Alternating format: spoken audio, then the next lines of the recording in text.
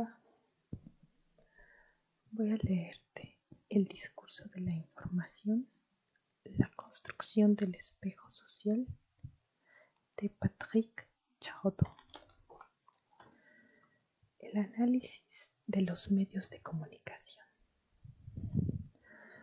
Ocuparse de los medios en un intento de analizar el discurso informativo no es una cuestión menor. Incluso es más fácil que referirse al discurso político, porque después de todo, en el mundo político se admite que el discurso que allí se despliega tiene sus vínculos con el poder y por lo tanto con la manipulación, mientras que el mundo de los medios pretende definirse contra el poder y contra la manipulación. Sin embargo, los políticos utilizan los medios como forma de manipulación de la opinión pública, aunque sea para el bienestar del ciudadano. Sin embargo, se les reprocha que constituyan un cuarto poder. Y sin embargo, con frecuencia el ciudadano parece su rehén, tanto por el modo como se le representa en ellos, como por los efectos pasionales que provocan en él, efectos que se encuentran a 1000 leguas de cualquier pretendida información. Entonces, ¿para qué sirve analizar el discurso mediático, ya que parece que los medios viven encerrados dentro de una lógica comercial en la que solo habría lugar para estudios económicos, tecnológicos o de marketing? ¿Será para volverlos más operativos y rentables en los mercados mundiales? Evidentemente, la respuesta es negativa para quien crea que además de la economía y la tecnología existe el aspecto simbólico, esa máquina que hace funcionar las comunidades sociales, testigo del modo en que los individuos, en tanto seres colectivos, regulan el sentido social al construir sistemas de valores. Puesto que el rol del investigador en ciencias humanas y sociales es el de describir los mecanismos que rigen ese aspecto simbólico y las diferentes configuraciones que la hacen visible, esto proporciona una razón de ser a estudios como este, a condición de que eviten justamente la trampa de las apariencias. Aunque el propósito de una comunidad social es producir discursos para justificar sus actos, no está dicho que esos discursos revelen su verdadero contenido simbólico. A veces lo encubren de manera inconsciente, incluso con frecuencia de buena fe. A veces lo pervierten y otras también solo revelan una parte de él. Por lo tanto, hay que avanzar en la exploración del discurso de información mediática con la prudencia, incluso la incredulidad de Santo Tomás, y tal vez haya que comenzar por desarmar algunos embustes. Los medios no son una instancia de poder. No decimos que sean ajenos a los diferentes juegos de poder social. Solo decimos que no son una instancia de poder. El poder nunca depende de un solo individuo, sino de la instancia en la que se encuentra y de la que obtiene su fuerza. Esta instancia debe tener capacidad para gestionar e influir en las conductas de los individuos que viven en sociedad. Y Para poder hacerlo, debe contar con los medios de coacción, normas de conducta, leyes de conformidad, sanciones de regulación. En el caso de la justicia, se tratará de códigos legales. En el de las Fuerzas Armadas, de normas disciplinarias y tácticas. En el de la Iglesia, de leyes universales, de moralidad. Para tener poder, debe existir en esa instancia determinada una voluntad colectiva de guiar o orientar las conductas en nombre de valores compartidos. Así, el fin justifica los medios.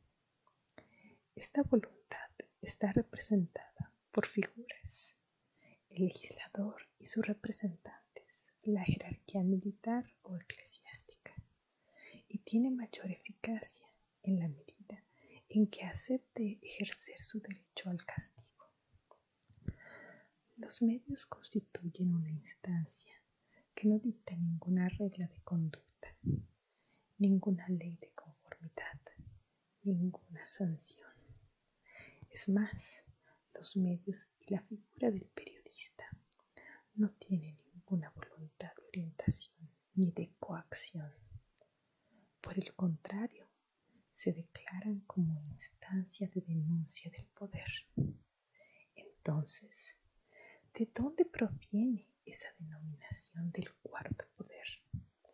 Tal vez del hecho de que esta instancia se presenta a una manipulación de las conciencias a pesar de ella misma. Los medios manipulan tanto como se manipulan. Para manipular es necesario que exista un agente de manipulación con un proyecto y una táctica, pero también hace falta un manipulado. Por otra parte, como el manipulador no tiene interés en declarar su intención, solo se puede concluir que existe manipulación a través de la víctima del engaño. Por lo tanto, la cuestión es saber quién es el manipulado, lo cual, en el caso de los medios, consiste en saber quién es el blanco de la información. ¿Para quién habla o escribe el periodista? Sí, en una primera aproximación, informar es transmitir un saber a quien no lo posee. Podemos decir que la información es más fuerte cuanto mayor es el grado de ignorancia del saber transmitido en el que se encuentra el blanco. Por ello, la información mediática se halla ante una contradicción. Si elige dirigirse a un blanco constituido por la mayor cantidad posible de receptores, debe formular lo que se denomina una hipótesis baja sobre el grado de saber de éste y por lo tanto considerar que no está muy instruido. Pero como lo que caracteriza al gran número es la heterogeneidad cualitativa, es decir, que en él se encuentran personas con diverso grado de instrucción, de mayor a menor, el gran número constituye una medida. Tal vez la información será fuerte para algunos que podrán considerarse satisfechos, pero débil para los demás. ¿Cómo llegar entonces al mayor número? Pues si la instancia mediática eligiese proporcionar una información con un fuerte contenido de saber, sería necesario que formulase una hipótesis alta sobre el grado de saber del blanco, el cual, ya instruido en gran medida, sería cuantitativamente reducido y por lo tanto el medio tendría que resolver un problema de orden económico, vivir dirigiéndose a un pequeño número de receptores. De modo que los medios estarían obligados a dirigirse a un gran número, al mayor número posible, a un número planetario, si eso resultara factible. ¿Cómo hacerlo? Si no es suscitando el interés y conmoviendo emocionalmente al destinatario de la información, si no es distribuyendo en el mundo entero las mismas simplificaciones y clichés. Los medios se creían obligados a convertirse en manipuladores a pesar de ellos mismos y como efecto de rebote en automanipulados, y entrarían en un círculo vicioso, el del medio por el medio, como lo fuese antaño el del arte por el arte. Los medios no transmiten lo que ocurre en la realidad social, sino que imponen lo que construyen del espacio público. La información es esencialmente una cuestión de lenguaje, y el lenguaje no es transparente. Presenta su propia opacidad, mediante la cual construye una visión y un sentido particular del mundo. Incluso la imagen que creíamos era la más apta para reflejar el mundo tal como es, tiene su propia opacidad, que descubrimos de forma evidente cuando produce efectos perversos, imágenes sobre actuaciones humanitarias, o se pone al servicio de una falsedad. A causa de su ideología, que consiste en mostrar a toda costa, en hacer visible lo invisible y en seleccionar lo más sorprendente, los trenes que no llegan aún, construye una visión parcializada de ese espacio público, una visión adecuada a sus objetivos, pero muy alejada de un reflejo fiel. Los medios, si son un espejo, solo son un espejo deformante, o más bien son varios espejos al mismo tiempo, de los que en las ferias, y a pesar de la deformación, dan testimonio, cada uno a su manera, de una parcela amplificada, simplificada o estereotipada del mundo. Por eso, los medios, si bien no son la democracia misma, en todo caso son un espectáculo de ella, lo cual tal vez constituye paradójicamente una necesidad. En efecto, el espacio público como realidad empírica es algo compuesto. Allí se despliegan prácticas diversas, unas de palabras, otras de acción, otras de intercambios y de organización en grupos, de influencia dentro de cada una de las tres esferas que constituyen a las sociedades democráticas: la esfera de lo político, la de lo civil y la de los medios, a lo cual debemos agregar que ellas interfieren entre sí sin que podamos decir cuál predomina sobre las demás. Así, los actores de cada una de ellas se construyen su propia visión del espacio público como una representación de este que equivaldría a su realidad. Resulta claro que los mecanismos del análisis dependen del punto de vista que se elija.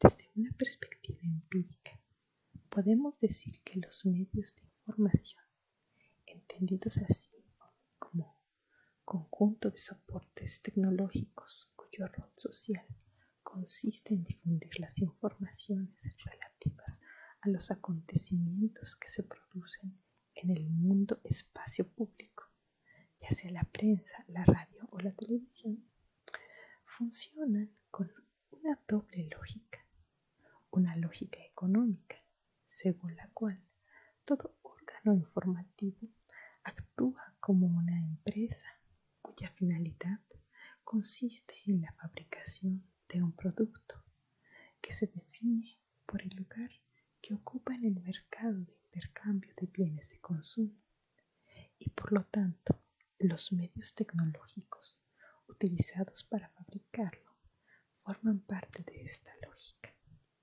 Una lógica semiológica en sentido amplio, según la cual todo órgano de información debe considerarse como una máquina productora de signos, es decir, de formas y de sentidos que se originan en la parte de la actividad humana dedicada a construir sentido social. Al tomar en consideración esta doble lógica, se originan una serie de preguntas. ¿Existe un vínculo fuerte entre estas dos lógicas? Pues después de todo, podría ocurrir que ese vínculo fuese solo de coincidencia, porque ambas coexistirían en el seno de una misma instancia social, la empresa, ya que cada una funciona de manera independiente. Si ese vínculo existe, ¿cuál es su naturaleza? ¿Hay un solo tipo de correlación o varios? Esas correlaciones son simples correspondencias entre unas y otras. ¿Son de casualidad o de reciprocidad? Dicho de otro modo, podemos afirmar y probar que tal sistema de jerarquización del trabajo dentro de un canal de televisión, tal modalidad de reclutamiento dentro de esas empresas, tal tipo de contrato de empleo o tal procedimiento de fabricación de un diario tienen una incidencia en el sentido social que transmite la información mediática. Podemos concluir que hay una influencia en la lógica económica sobre la semiológica y si en realidad existe, esta influencia es directa o indirecta. Pero hablar de mercado es hablar de un público consumidor y por lo tanto de la posibilidad de llegar a él dentro de un sistema económico de libre competencia. Entonces se plantea la cuestión en cada órgano informativo de cómo captar a ese público, lo cual no está dado de antemano. Y por lo tanto se vuelve a plantear la pregunta, pero esta vez de manera inversa, del vínculo que se establece entre estas dos lógicas. La lógica semiológica puede ayudar a la lógica económica. Correlativamente, ¿qué garantía podemos tener de lo que ponemos a la entrada de la máquina de informar a la salida del efecto previsto? Y ese mismo efecto, ¿en qué está fundamentado? Dicho de otro modo, ¿qué es lo que le garantiza a la instancia mediática que el tratamiento de la información que propone se corresponde bien con lo que el público espera? Y por otra parte, y en términos más generales, ¿qué es lo que garantiza que en todo acto comunicativo haya correspondencia, ni qué decir coincidencia, entre los efectos de la instancia de enunciación en la instancia de recepción y los efectos realmente producidos? Considerados desde un punto de vista analítico, podemos comprobar que los medios de información son objeto de estudios diferentes, unos de filiación más especulativa, como los estudios filosóficos y antropológicos, integran este objeto dentro de una problemática general que se pregunta sobre el valor simbólico de los signos, el lugar que ocupan en la sociedad, las semejanzas y diferencias cuando se los inscribe en espacios culturales diferentes, su permanencia o transformación cuando se los observa a través del tiempo. Otras investigaciones de filiación más experimental, como las psicosociológicas, desmenuzan este objeto en algunos de sus componentes para estudiar las operaciones psicosociocognitivas que realizarían los sujetos que producen o consumen los signos de información. Por último, otros estudios de filiación más empírico-deductiva, como los sociológicos y semiológicos, parten de una teoría de la división del objeto empírico, corpus, y se proveen de instrumentos de análisis que permitan dar cuenta de los efectos de significado que produce ese objeto en una situación de intercambio social. Evidentemente, ninguno de esos enfoques excluye a los otros, pero al mismo tiempo, todo enfoque disciplinar, por definición, solo puede ser parcial. Ninguno puede agotar al objeto del mundo fenoménico desde el punto de vista de su significación. Entonces, ¿qué actitud adoptar para estudiar los medios?